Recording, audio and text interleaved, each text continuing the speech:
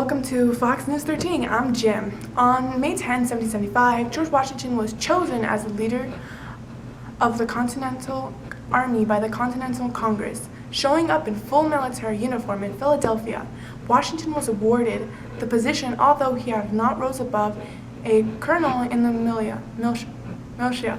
Little did the Congress know that Washington was more than a rich, experienced military figure. In addition, we have also a first account from Martha Washington and Thomas Jefferson. Honesty, I was rich, and he was pretty well off too. He's a righteous man, pretty high and mighty.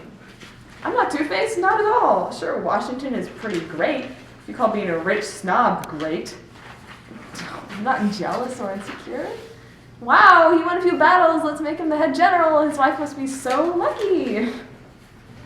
Although Washington has his fans, only time will tell if the choice made on this critical committee was a correct choice. And now, Jim with the recent recap on sports. This is Jim with the sports. In a game of colonial tennis, we had Kent versus Hampshire. Kent won by a landslide. However, we don't know if they actually cheated or not because the British don't play fair, so neither do we. These harsh summers, it's hard to tell where our colonies stand. On one hand, the delegates are attempting to reach out to King George, although the siege in Boston quite promptly put a stop to any reconciliation. May 1775 was a busy month for both the Redcoats and Patriots, as the siege was at its height, and the Patriots near victory, with Ethan Allen and Benedict Arnold at the head of a small task force. An attempt to drive out the British, the climax of the fight happened on Breed's Hill. We had gained the high ground and dug a large dirt barricade when someone had yelled, "Don't fire until you see the whites of their eyes." It's a lot dramatic, but hey, that's war. The Patriots would lose the battle to the British due to the lack of ammunition. However, the British had the most casualties. And to top it all off, the aforementioned olive branch appeal, which was in King George's presence, was denied, and he then declared the entirety of the colonies to be in rebellion.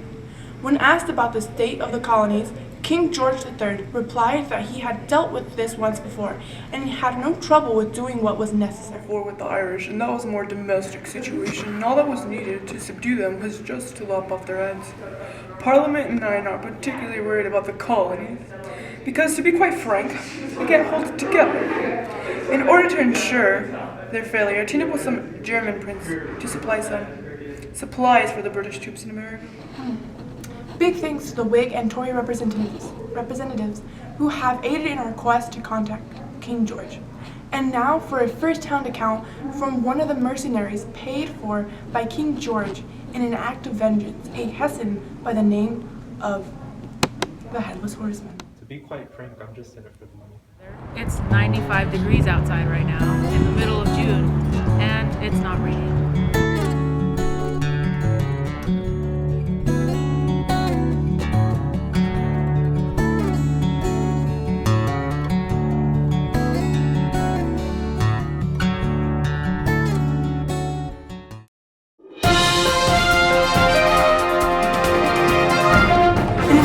Advised move, the colonists planned an attack on our neighbors to the north in Montreal and Quebec, hoping that the French would side against the oppressive British.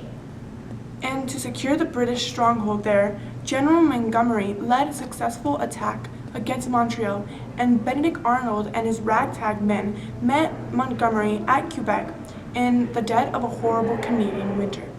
The nature of this conquest was riddled with controversy from the start, due to the fact that it defied the notion of reconciliation and fight for one's right against the other countries, and seemingly more for independence, with a colonial soldier on the scene. The march up north was pretty bad. I had to eat leather and my dog. And sometimes I wonder if it's actually worth it, you know?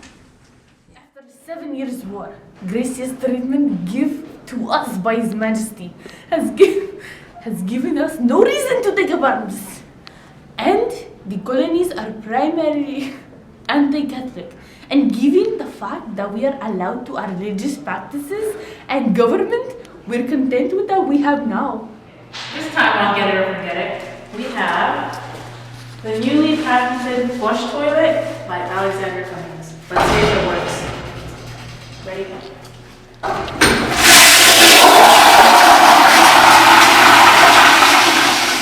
Definitely a get it. The appointment of George Washington as commander-in-chief, although political sound, could lead to the demise of our already pocket-sized army if he could not rally the troops and lead them to victory, lest they be able to survive solely on hope.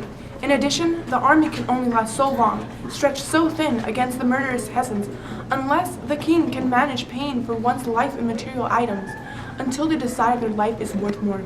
The Patriots are off to a rocky start, and the next moves made by the key players can either lead to the rise or fall of a newly emerging nation.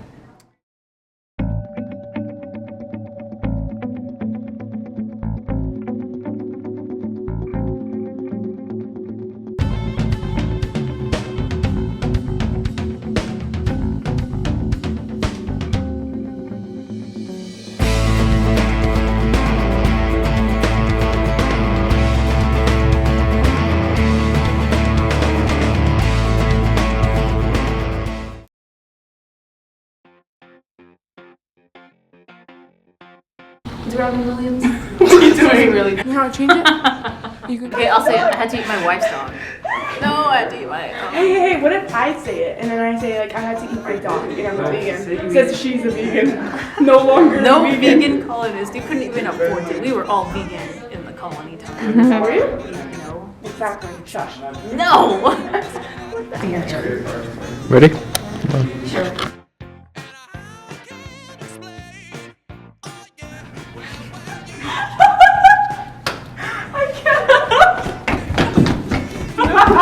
I need that.